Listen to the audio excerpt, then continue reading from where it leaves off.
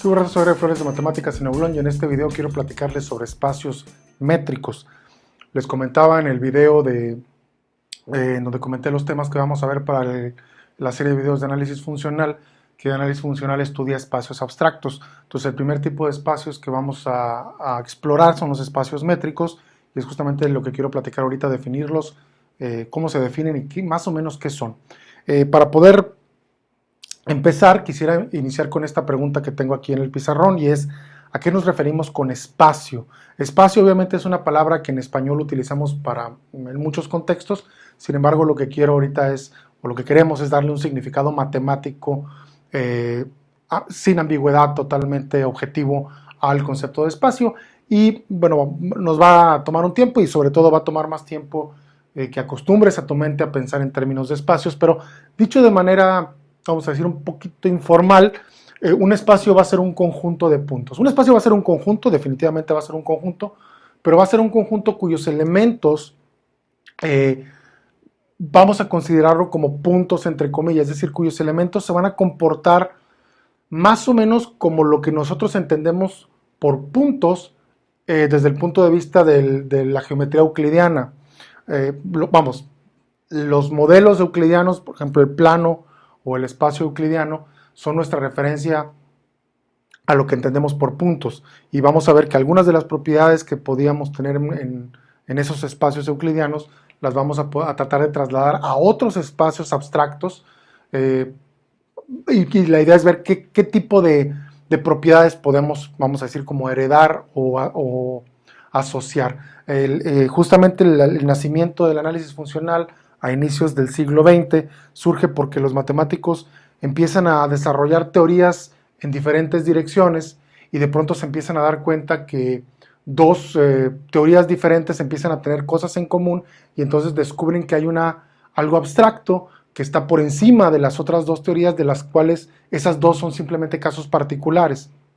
Entonces lo que hacen es, bueno, vamos a aislar justamente las propiedades más abstractas de estos ejemplos que estamos estudiando y ver qué propiedades tienen. Y la gran virtud que tiene este enfoque es que después puedes encontrar propiedades o estudiar propiedades en abstracto y cuando descubres algo en abstracto, automáticamente lo aplicas a 10,000 cosas abajo sin necesidad de tener que repetir como 10,000 veces la misma cosa. Entonces, bueno, vamos a ver qué es un espacio. Antes de empezar o de platicarles los axiomas de un espacio métrico, quiero recordarles algo, bueno, los espacios que ya se supone que ya conocemos. Hay muchos espacios que ya conocemos. Aquí menciono solo algunos, los más comunes. El primer tipo de espacio que conocemos es en los números reales. Los números reales que bueno, es lo que se estudia en cálculo básico, diferencial, es el estudio de funciones sobre la recta real o sobre la recta numérica. Desde la secundaria tenemos un modelo de la recta numérica para el conjunto de los números reales, y bueno, el análisis o el estudio de las propiedades de los puntos. Aquí un elemento de esta recta se llama punto, entonces aquí tenemos un punto, ¿no? Es uno de los lugares en los cuales nosotros decimos, estos son puntos, y podemos definir, obviamente, distancias entre puntos y más cosas, ¿no? Ahora, R2, esta es la manera o la simbología que usamos para definir el plano cartesiano, lo que se conoce como el plano cartesiano o el plano euclidiano, que es lo que estudias en geometría analítica, también lo estudias en cálculo cuando estudias funciones, y se llama R2 porque es el producto de R con R. Tenemos un espacio real. Usualmente ponemos un espacio real representado horizontalmente, uno verticalmente, y los puntos que son como las parejas ordenadas, vamos, donde un elemento está en uno de los espacios y otro en el otro, se llaman también puntos, ¿no? Entonces, este es como que nuestro siguiente ejemplo, que también vimos incluso desde la preparatoria, de lo que llamaríamos espacio o un conjunto donde los elementos son puntos. Más adelante, si haces gráficas tridimensionales o haces modelos, modelas cosas en el espacio, en arquitectura o en ingeniería o lo que tú quieras, pues tienes también lo que llamaríamos R3, que es el espacio tridimensional euclidiano. Normalmente se representan con 3 ejes de coordenadas y aquí pues puedes estudiar flujos, la gente estudia dinámica de fluidos, gases, mecánica y un montón de cosas más en este espacio que le llamaríamos el espacio 3D, ¿no? De 3 dimensiones. En cualquiera de estos tres ejemplos son, bueno, y aquí también, pues estos son puntos, ¿no? Entonces ahí tenemos tres casos en donde llamamos puntos a los elementos de esos tres conjuntos, y uno, bueno, tal vez sí o tal vez no, no lo sé, hayan explorado espacios de más dimensiones. Tal vez algunos les comentaron que, bueno, aquí vamos aumentando lo que se diría la cantidad de dimensiones. Esta es una dimensión, estas son dos dimensiones, estas son tres dimensiones, y pues nada nos impide en abstracto hablar de R4, por ejemplo, que sería el espacio de 4 dimensiones, o R5, el espacio de 5 dimensiones, o 6, o N, o 1000, o 10.000, o lo que sea, ¿no? Ahora, aquí quiero aclarar una cosa, y por eso estoy usando como ejemplo los espacios R, que son, tomar a los reales como base. Cuando hablamos de R4 o R5, de 4 dimensiones o 5 dimensiones, yo no necesito, pero sería conveniente que trataras de separar cuanto antes la intuición o la representación de la abstracción, ¿sí? Nuestra intuición no nos da para más de 3 dimensiones porque vivimos en 3 dimensiones y es muy complicado imaginarse una cuarta dimensión. Algunos se pueden imaginar el tiempo como una cuarta dimensión, pero realmente sigues imaginándote los conceptos como en 3 dimensiones, y si acaso la cuarta dimensión podría ser, si tú quieres, la parte dinámica, pero ok, te puedo valer R4, pero ¿qué tal 5 dimensiones, o 6 dimensiones, o 10 dimensiones? O sea, ya se acaba totalmente la intuición, ya no tenemos una imagen mental, ya cualquier dibujo que hagamos no refleja con demasiada precisión lo que realmente está pasando. Entonces la intuición se nos queda en 4 dimensiones, si acaso, ¿no? Exagerando. Sin embargo, eso no detiene la parte abstracta. En abstracto yo puedo definir R4, R5 y R6, simplemente lo defino algebraicamente. Los puntos en R se definen como una variable real. Los puntos en R2 se definen como una pareja ordenada X, Y. Los puntos en 3 dimensiones se definen pues con 3 coordenadas, X, Y, Z, ¿sí? Entonces, pues también puedo definir en 4 dimensiones simplemente X, Y, Z y W. 4 coordenadas, 4 números reales. Es decir, las cuaternas de puntos son puntos en R4, y así puedo definir también R5. X, Y, Z, W y no sé, V. Obviamente, cuando vamos a hablar de espacios de más dimensiones, pues se nos van a acabar las letras y no nos conviene usar letras separadas para cada una de las coordenadas. Lo más normal es que usemos, por ejemplo, para Rn, subíndices X1, X2, X3, hasta Xn. Entonces, si queremos pensar en un espacio Rn de n dimensiones, piénsalo simplemente como las listas de n números reales. Y eso, de hecho, es un concepto no tan complicado, ¿no? N números reales, eso es un punto en Rn. Cualquier lista que se te ocurra de n números reales representa un punto, pero esta es la cuestión, representa un solo punto en Rn. Entonces, el análisis funcional a lo que nos va a forzar es a pensar en este tipo de objetos que aparentemente son sumamente complejos. Una lista de 10.000 puntos, perdón, de 10.000 números, la tienes que condensar y pensarla como si fuera un solo punto en un espacio. Y una lista diferente sería otro punto en el espacio. Entonces ese es el chiste, esa es la complejidad. En el espacio Rn, por ejemplo, piensen en esto, en el espacio de 10.000 dimensiones. Un punto en ese espacio es una lista de 10.000 números, y acá hay otro punto, es otra lista de 10.000 números.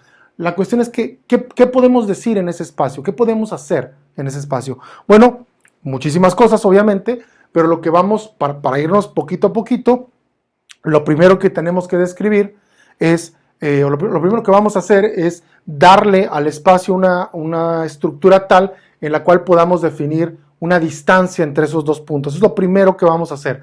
Vamos a generalizar el concepto de distancia entre puntos. Yo sé que distancia tiene un significado euclidiano en 2 dimensiones o en 3 dimensiones, porque es muy intuitivo pensar la distancia de este punto a este punto. Sin embargo, aquí en el espacio, pues estos son 3 dimensiones. Si estoy pensando en espacios de 10.000 dimensiones, ya no es tan obvio. Ahora, esos no son los únicos espacios que hay. Hay muchos más espacios. Hay espacios discretos, están los números complejos, va a haber espacios de funciones, es decir, hay un montón de espacios con otro tipo de elementos matemáticos en donde ya no, toda esta intuición aquí muy euclidiana, muy geométrica, intuitiva, ya se nos va a ir. Entonces, lo que queremos justamente es ver qué podemos rescatar de toda esta intuición para poder estudiar estos espacios más complejos que nos van a servir, de hecho, para más cosas más adelante. Entonces, lo que quiero hacer primero que nada, y es con lo que voy a cerrar este video, con lo que voy a comentar, es definiendo cuáles son los axiomas o las propiedades que tiene que cumplir una distancia que formalmente se llama métrica, para que un espacio le podamos asignar esta idea de distancia entre puntos. Okay, entonces, para definir en abstracto lo que sería un espacio métrico, vamos a suponer que tenemos un cierto conjunto. Este es un conjunto abstracto, no es un conjunto de puntos en el plano ni de números. Esto no tiene nada que ver con números, es un conjunto abstracto, como lo pongo aquí, sea X un conjunto arbitrario, abstracto de entes matemáticos, lo que quieran. Esos entes matemáticos pueden ser literalmente lo que sea, ¿sí? Y de hecho vamos a ver algunos ejemplos interesantes después. Pero intencionalmente voy a hablar en abstracto porque de hecho parte de lo que tienen que hacer para desarrollar el pensamiento que quieres desarrollar en análisis funcional es pensar en abstracto. Entonces si tengo un conjunto arbitrario, esto es simplemente una representación, no quiere decir que sea un conjunto plano.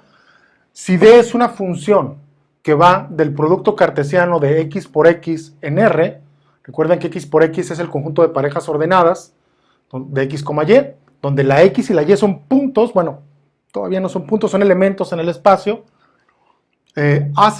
bueno, esto es simplemente la función aplicada a la pareja ordenada, esto va a ser un número real, ¿ok? Si esta función, bueno, esta es una función, si esta función D cumple estas propiedades que están aquí, que las voy a describir en un momento, entonces esta función decimos que va a ser una distancia o una métrica para el conjunto y se va a convertir entonces en un espacio métrico. Pero vamos a decir cuáles son esas propiedades. La primera es que esa función, que se va a llamar, lo voy a llamar aquí, esta es una métrica, o distancia entre paréntesis, la D va a ser la métrica. Esta función tiene que ser positiva, no puede ser infinito y tiene que ser mayor o igual que 0. Positiva o 0, pues, no negativa, digámoslo así. Es no negativa y no puede ser infinito. Eso aquí vamos a denotar. Voy a usar esta notación porque es la notación que usa el libro de Kreisig. Le llama M1 al primer axioma de espacio métrico. M es de métrico y 1 es el primer axioma. Cuando vas leyendo el libro te van a hacer referencia a eso. Y yo también lo voy a usar aquí. Entonces, la función es no negativa y no infinito. Ya sabemos que son reales. Ahora, el segundo axioma es que la distancia entre dos puntos, entre dos elementos de ese conjunto va a ser 0, siempre y cuando los dos puntos sean el mismo, es decir, X sea igual a Y. Eso simbólicamente es la distancia es igual a 0, si solo si X es igual a Y, si los dos puntos están pegados, pues. ¿Qué quiere decir? Que si lo contrario de eso, bueno, dicho de otra manera, si los puntos son diferentes, si hay un punto aquí y un punto acá, la distancia es mayor estrictamente que 0, es decir, quiero ir hacia el concepto de distancia, ¿no? El axioma 3, que es el axioma de simetría, lo que me dice es que si tomo dos puntos, la distancia de X a Y es la misma que la distancia de Y a X, es decir, la distancia no cambia por el recorrido, ¿sí? Es la misma distancia en ambas direcciones, esto se llama simetría, y el cuarto axioma es lo que llamamos desigualdad del triángulo, que me dice, si tengo tres puntos, X, Y y Z, vamos a suponer que Z está aquí en mi cabeza, ¿sí? La distancia de X a Y y de Y a Z, si sumo estas dos distancias, eso va a ser mayor que la distancia entre los dos puntos extremos. Aquí estaríamos dibujando como un triángulo y lo que está diciendo es que irme por el camino de los lados del triángulo es más distancia que si recorro la línea recta. Esta desigualdad del triángulo en el plano euclidiano, de hecho se llama también desigualdad del triángulo en el plano euclidiano. Lo que dicho de otra manera es que la distancia más corta entre dos puntos es la línea recta, pero aquí hay que tener mucho cuidado porque en espacios abstractos no existen las líneas rectas. Las líneas rectas están definidas en espacios euclidianos, están definidas en el plano que estudiaba Euclides, que Euclides de hecho estudió el plano y también estudió el espacio. Entonces esto no es plano ni espacio, entonces aquí no hay rectas, no hay círculos, todavía no hay nada, aquí simplemente Si se fijan, esto no depende de la geometría, pues no depende de nada, solo son números. Estos dos números sumados tienen que ser mayor que este número y son, de hecho, números positivos. Ok, entonces, si se cumplen, si esta función que está aquí cumple esos cuatro propiedades, estos cuatro axiomas se llaman, entonces decimos que el conjunto con esa D, que le vamos a llamar métrica, es un espacio métrico. Y este es el tipo de objetos abstractos que queremos estudiar. Ahora, ¿quién es X? Cualquier conjunto matemático que cumpla estas propiedades de aquí, siempre y cuando podamos encontrar esta definición. Y de hecho, una cosa interesante que vamos a ver en los ejemplos es que el mismo conjunto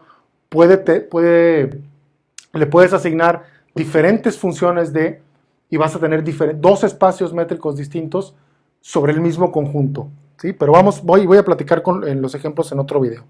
Por lo pronto, bueno, obviamente, nada más para cerrar, antes de cerrar el video totalmente, ejemplos de espacios métricos de los que no voy a hablar aquí demasiado porque son relativamente fáciles de probar, son obviamente todos los que comenté hace rato, R, R2, R3, R4, R5, R6, Rn, R, lo que tú quieras.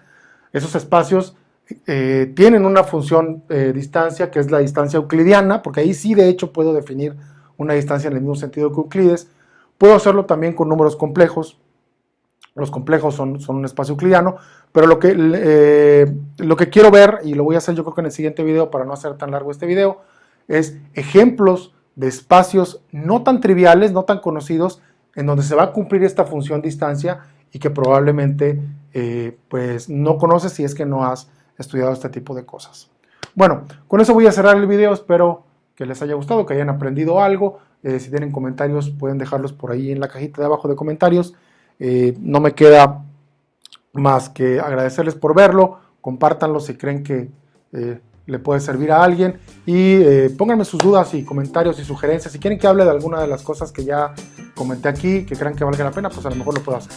En fin, con eso me despido, no me queda más que decir lo que siempre digo: la matemática trata de una cosa y es pensar correctamente.